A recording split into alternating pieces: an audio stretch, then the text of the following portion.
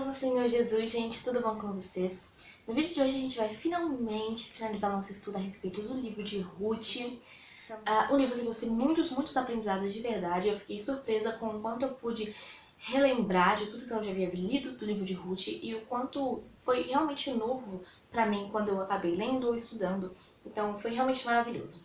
Outra coisa que eu acho muito interessante é que a gente foi recebendo cada vez mais pessoas no decorrer dos estudos. Então foi chegando gente nova, comentando que estava estudando junto, que estava aprendendo junto. Fiquei muito feliz. Inclusive uma menina postou no Instagram dela, no momento em que ela estava estudando, junto com o meu vídeo, o livro de Ruth. Então eu fiquei muito feliz. Tá, então agora a gente vai finalizar o livro de Ruth. O capítulo 4 é um capítulo bem tranquilinho, tá bom? A gente passou por uns capítulos difíceis aí, a gente sabe que foi difícil de entender. Se você não assistiu os outros capítulos do livro de Ruth, eu vou deixar o link deles aqui em cima, tá? Assista eles, porque é um livro da Bíblia, ele tem uma ordem de capítulos, é pra você ver na ordem. Então, se você não viu os que estavam antes, ou pulou algum, volte e assiste e depois vê esse, tá? Tá, então a gente vai começar aqui. Como eu disse, o capítulo 4 é um capítulo bem tranquilinho, então não vamos demorar muito não. Tá, como eu disse, eu tô com a Bíblia NVT. Você pode pegar aí agora, nesse momento, o seu café, tá bom? O seu chá. Gente, eu vou até beber chá, eu nem acredito. Faz tanto tempo que eu não bebo chá.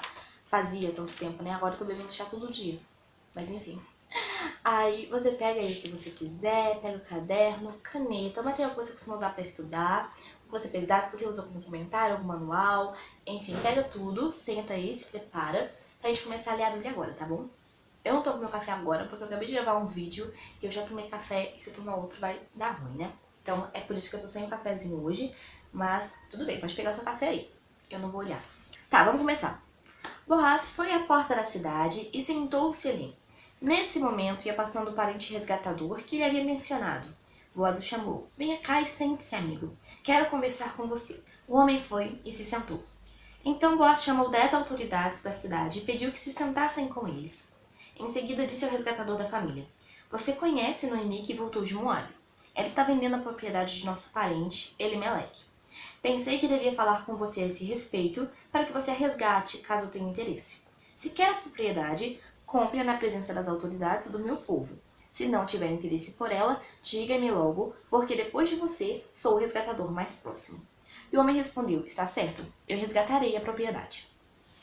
Tá, a gente vai aqui até o versículo 4. Vamos dar uma relembradinha no que a gente viu e leu, comentou no capítulo 3 de Ruth. A gente viu que Ruth se apresenta ali diante de Boaz e fala toda a situação dela e que Boaz seria o resgatador da família dela, mas a gente tem aquela surpresa, né? A gente descobre que Boaz não era o parente mais próximo. Ele era um dos parentes próximos, mas tinha um outro homem que era o parente realmente mais próximo e no caso o direito de resgatar era deste homem. E Boaz, um homem muito correto, apesar de demonstrar ali um desejo de estar resgatando Ruth e se casando com Ruth, ele sabe que o certo é apresentar primeiro esta oportunidade, essa situação, para o parente mais próximo. E ele cumpre isso, sabe? Ele não mente nem esconde essa informação para poder cumprir o desejo do coração dele, que era se casar com Ruth. Ele é verdadeiro. Tem uma lei, e essa lei diz que é o direito do parente mais próximo, então ele apresenta a situação para o parente mais próximo. E aqui diz que ele chama 10 autoridades da cidade, então ele chama gente importante para poder estar observando aquilo e tomando consciência daquilo, vamos dizer assim, testemunhas daquele fato que estava acontecendo. Estes homens definiriam que aquele homem estava realmente resgatando Ruth ou não, enfim, eles estariam observando tudo ali para Boaz não dizer depois que fez uma coisa e que não fez, ou para o homem não sair mentindo. Era comum ter sempre testemunhas, homens influentes, sabe, por perto para ver essas situações. Isso é muito interessante, porque isso mostra que Boaz queria garantir que tudo fosse feito da maneira correta. E quem quer burlar as regras normalmente não chama testemunha, não é mesmo? Ele apresenta diante do parente mais próximo essa situação e o parente diz que quer fazer o resgate. Ele quer resgatar, mas o que ele quer resgatar? Ele quer resgatar a terra. Ele está pensando em mais propriedades para ele. E aí Boaz continua falando. Então Boaz lhe disse: É claro que ao comprar a propriedade de Noemi, você também deve se casar com Ruth, a viúva moabita. Desse modo, ela poderá ter filhos que levem o nome de seu marido e mantenham a herança da família dele. Se é assim, não posso resgatá-la, respondeu o parente resgatador. Isso poria em risco a minha própria herança. Resgate você a propriedade. Não posso fazê-lo. Naqueles dias havia o seguinte costume em Israel. Quando alguém queria transferir o direito de resgate e troca, tirava a sandália e entregava a outra pessoa para validar publicamente a transação. Assim, o outro parente resgatador tirou a sandália e disse a Boaz: compre você a propriedade. Então a gente vê aqui o que desenrola da situação que Boaz apresentou. Depois que Boaz disse que aquele homem, além de resgatar a terra, deveria se casar com Ruth, ele recua, ele abre mão disso e diz: olha, dessa forma eu não quero, porque isso é por risco a minha herança. A gente não sabe nada sobre a vida desse homem, não tem muitos detalhes sobre a história dele, e no finalzinho a gente vai entender o porquê disso. Mas a gente não sabe nada sobre ele, então a gente não sabe qual que é a razão dele recuar depois de aparecer essa oportunidade. Porque a gente sabe que Ruth era uma boa mulher e Ruth estava tendo sua fama espalhada por ser uma mulher virtuosa, uma mulher muito correta. Então não era que ele não achasse Ruth bobo bastante ou direito bastante. Ou seja, ele só estava preocupado com o fato de que os filhos que ele tivesse com Ruth, no caso, não seriam considerados ali a geração deles, seriam considerados a geração do marido falecido de Ruth. A gente não sabe se ele pensou que ela seria só mais um gasto para ele, a gente não sabe. Mas a gente sabe que ele queria terra, ele queria a condição financeira, ele queria o dinheiro, ele queria tomar mais conta da cidade, sabe? Mais terra é mais influência, mais terra é a prova de que você tem mais dinheiro. Ele queria isso. A esposa ele não queria. E quando aparece essa questão no contrato de que ele teria que se casar com Ruth também, ele abre mão. A respeito deste fato, a gente não sabe se havia uma lei naquela região, naquele momento, que obrigava ele a isso, ou se era uma condição que Noemi havia imposto. Só vou deixar resgatar minha terra se casarem com Noemi. Como uma forma de cuidar mesmo da nora dela, que foi tão boa pra ela. A gente já viu aqui nos outros vídeos que Ruth ajudou muito Noemi, ela tem uma relação muito bonita. Algo que a gente não vê muito hoje em dia, né? Essa questão de sogras e noras. Mas ela tinha uma relação muito bonita, então pode ser apenas preocupação de Noemi, sabe? E uma forma que ela encontrou de tentar arrumar um casamento de novo pra Ruth. Mas a gente sabe que esse homem não aceita, e o costume daquela época era que na hora de fazer essa troca, tipo, não quero resgatar, resgate você, para efetuar essa troca, o homem deveria tirar a sandália e entregar para a pessoa que vai resgatar realmente. E eles efetuam essa transação, tá? O homem tira a sandália e entrega para Boaz. E aí no versículo 9 a gente lê: então Boaz disse às autoridades da cidade e ao povo ao redor: vocês são testemunhas de que hoje comprei de Noemi toda a propriedade de Elimeleque, Quilion e Malom, os filhos dela que morreram quando eles estavam em Moabe. E, junto com a propriedade, tomei como esposa Ruth, a viúva moabita de Malom. Assim, ela poderá ter um filho que leve o nome da família de seu falecido marido e herde a propriedade da família aqui na cidade natal dele. Vocês hoje são testemunhas disso, viu? Para isso que ele tinha chamado todas aquelas pessoas, para dizer, olha, eu fiz tudo conforme a lei e é isso o resultado. As autoridades da cidade e todo o povo que estava na porta responderam: somos testemunhas. Que o Senhor faça a esta mulher que chega à sua família o que ele fez a Raquel e Lia, das quais descendeu toda a nação de Israel. Que você seja próspero em Efrata e famoso em Belém.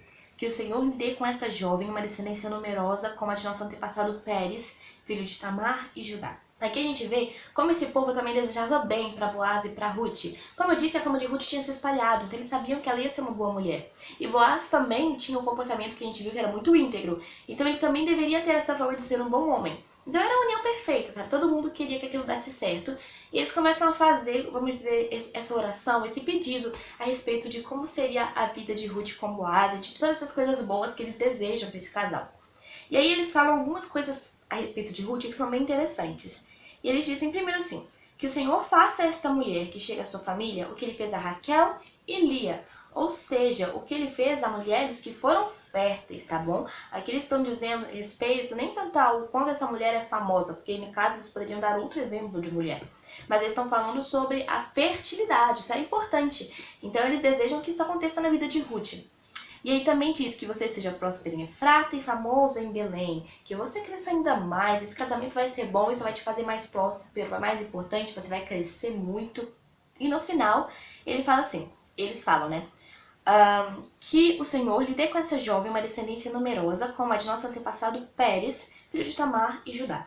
Eles são descendentes de Pérez, esse povo é descendente de Pérez. E é só olhar ao redor para saber que esse povo é muito numeroso. Então, sim, se você tiver uma descendência com a descendência de Pérez, você vai ter uma descendência muito numerosa, muito grande. E isso é tudo que qualquer pessoa da época queria, né? Tá, a gente termina toda essa parte e a gente vem e fala agora sobre os descendentes de Ruth. E a gente tira algumas conclusões do livro. Boaz levou Ruth para a casa dele e ela se tornou sua esposa. Quando Boaz teve relações com ela, o Senhor permitiu que ela engravidasse e ela deu à luz um filho. Então as mulheres da cidade disseram a Noemi: louvado seja o Senhor, que hoje proveu um resgatador para sua família. que este menino seja famoso em Israel, que ele restaure seu vigor e cuide de você em sua velhice, pois ele é filho de sua nora, que a ama e que tem sido melhor para você do que 7 filhos. A gente vai dar uma pausa aqui para ver o que aconteceu. O Senhor, primeiro, é que dá condição para que Ruth engravide. Tudo o que a gente consegue de bom na nossa vida vem das mãos do Senhor, e quem deu essa oportunidade para Ruth também foi o Senhor. Esse filho seria um filho muito importante, tanto para, vamos dizer assim, trazer de volta a alegria de Noemi, que tinha perdido os filhos de marido, quanto para estabelecer Ruth como uma boa esposa, quanto para começar ali mais uma nova descendência. Enfim, o nascimento desse bebê era muito importante. O Senhor é que provê tudo para que esse bebê nasça, para que ela engravide, enfim. E aí, quando ela vai, né, para esse processo de dar à luz, as mulheres começam a falar com Noemi, as mulheres da cidade, né? Tava todo mundo sabendo disso, elas vão lá conversar. E elas, primeiramente, engrandecem o Senhor, porque isso é responsabilidade do Senhor. E aí elas pegam e falam que, nossa, o Senhor hoje vai prover um resgatador para sua família. Esse menino vai ser famoso e tudo bem. E fala sobre como ele poderia cuidar de Noemi. Isso é muito interessante porque o nome que escolhem para o bebê, nós vamos ver daqui a pouquinho, está justamente relacionado a isso. Então é como se eles realmente já esperassem que esse menino fosse crescer e fosse ser muito bom para Noemi, tá bom? E aí eles também dizem muita coisa muito importante. Primeiro, a respeito da relação de Ruth com Noemi, nós já sabemos, era uma relação muito boa. E também falam sobre como aquilo mudou na vida de Noemi. A gente viu que quando Noemi sai de Moab e volta para Belém com Ruth apenas, ela chega em Belém e diz que agora o nome dela seria Mara, porque o Senhor havia tornado a vida dela muito amarga. Então quando ela volta numa situação que é bem complicada, numa situação muito difícil. Ela saiu com o marido, com os filhos, agora ela só volta com uma nora que tá viúva, e ela também viúva. É uma coisa muito complicada, então ela chega muito mal. E aí, agora, com o nascimento desse neto, e a vida de Ruth, tudo isso que estava acontecendo com Noemi, era como se ela estivesse sendo mais uma vez recompensada. O Senhor estava trazendo de volta para ela a alegria e as coisas que ela perdeu. Ela estava sendo restaurada. E aí a gente vê um comentário que é maravilhoso, e diz assim: de sua nora, que a ama e tem sido melhor para você do que 7 filhos. A Noemi, quando ela saiu, e a gente viu no primeiro vídeo que havia vários erros na saída deles de Belém para Moab. Quando ela sai com 2 filhos e um marido. E quando ela retorna para Belém, ela volta sem nada, e é horrível. Mas o fato de ter voltado para a terra em que o Senhor vivia, para a terra da qual ela não devia ter saído, fez ela também voltar a receber a providência do Senhor. O livro de Ruth falou tudo sobre providência.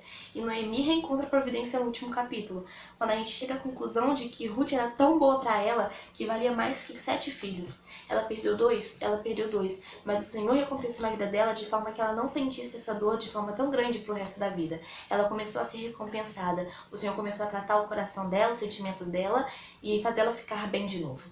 No versículo 16 a gente lê: Noemi pegou o bebê, aninhou-o junto ao peito e passou a cuidar dele como se fosse seu filho. As mulheres da vizinhança disseram: Noemi tem um filho outra vez. E lhe deram o nome de Obed. Ele é o pai de Jessé, pai de Davi. Esta é a genealogia de Pérez. Pérez gerou Esrom, Esrom gerou Rão, Rão gerou Aminadab, Aminadab gerou Naasson, Naasson gerou Salmão, Salmão gerou Boaz, Boaz gerou Obed, Obed gerou Jessé, Jessé gerou Davi. Bom, gente, a gente finalmente finaliza esse livro maravilhoso. E aí, como conclusão desses últimos versículos, a gente vê como vai ser essa relação que Noemi vai ter com o netinho dela. Ela realmente cuida muito bem desse neto e começa a cuidar deste neto como se fosse um filho. Então, baita superação na vida dessa mulher. E a gente vê a genealogia de Ruth. E vocês lembram que eu disse que a gente não sabe muito sobre aquele homem que deveria resgatar Ruth? E tem uma razão para isso. A gente não sabe muito, nem sobre ele, nem sobre Orfa. Pessoas que abriram mão de seguir o caminho que seria o ideal, porque queriam mais cuidar das coisas dela, queriam voltar para a raiz delas, queriam cuidar da própria riqueza. Aí você pode pensar, Mariana, o que você está falando? Olha, o que acontece com a Orfa quando ela está no caminho para Belém de Judá, com Noemi e com Ruth? Quando Noemi diz que elas podem ir embora, apesar de Orfa insistir, ela abre mão e volta para os deuses dela. Ela volta para vida idólatra. Ela volta para aquilo que ela vivia antes, com deuses estranhos, deuses pagãos. Ela não quer seguir o caminho com Noemi. E por isso a gente nunca mais ouve falar de Orfa. A gente tem esse parente resgatador, cujo nome a gente nem conhece, e a gente não sabe nada sobre ele. Só sabe que ele deveria resgatar, mas não quis, porque atrapalharia a herança dele.